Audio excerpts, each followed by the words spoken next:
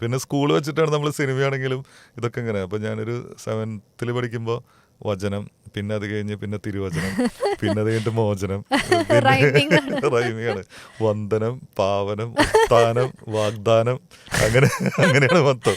അപ്പോൾ അതിൽ ഈ മോചനത്തിലെ പാട്ടായിരുന്നു എനിക്ക് ഭയങ്കര ഇഷ്ടപ്പെട്ട പാട്ട്. ചിത്ര ചേച്ചിയാണ് പാടിയിട്ടുള്ളത്. ആത്മാവിലെ ചെറുപുൽക്കൂട്ടിൽ ഈശോ നീ എൻ ജീവനിൽ.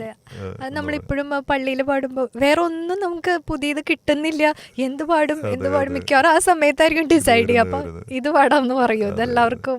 പിന്നെ അതില് പ്രത്യേകത എന്ന് പറഞ്ഞാൽ പലർക്കും അതൊരു ക്രിസ്മസ് സോങ് ആണെന്ന് പെട്ടെന്ന് അവരുടെ മനസ്സിൽ വരില്ല. കാരണം അതിന്റെ ലിറിക്കില്, അതെ അതെ, അതിന്റെ ലിറിക്കില് ഒരു 3ാമത്തെ വരിയിലാണ് അങ്ങനെ ഒരു ക്രിസ്മസ് റിലേഷൻ ഉള്ളത്.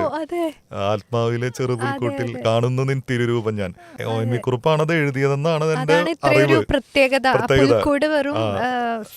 നമ്മുടെ ഫിസിക്കൽ എൻവയോൺമെന്റിലുള്ള ഒരു പുൽക്കൂടായിട്ടല്ല പറയുന്നത്. അത് പണ്ടെങ്ങനെ വെച്ച് കഴിഞ്ഞാൽ ഈ ഓഡിയോ കാസറ്റില് ലിറിസിസ്റ്റിന്റെ പേര് ഒരുമിച്ചാവും കൊടുത്തിട്ടുണ്ടാവുക.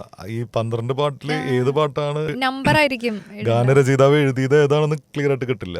അപ്പൊ എനിക്ക് തോന്നുന്നു ഇതിന്റെ ഒരു രൂപഭാവങ്ങൾ വെച്ചിട്ട് അദ്ദേഹം എഴുതിയതാണെന്ന് തോന്നുന്നു. ടോമിൻ സാറ് ഇത് ഈ പോഡ്കാസ്റ്റ് കാണുന്നുണ്ടെങ്കിൽ ഒരു ആൻസർ തരണമെന്ന് വിചാരിക്കുന്നു. ആ പാട്ട് ഒന്ന് നമുക്ക്. ഈശോ നീ എൻ ജീവനിൽ നിറയേണം, നാഥാ നീ എന്നുള്ളിലെ സ്വരമല്ലോ,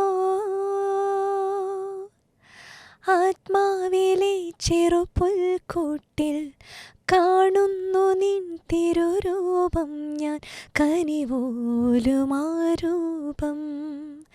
കനിവോലുമാരൂപം.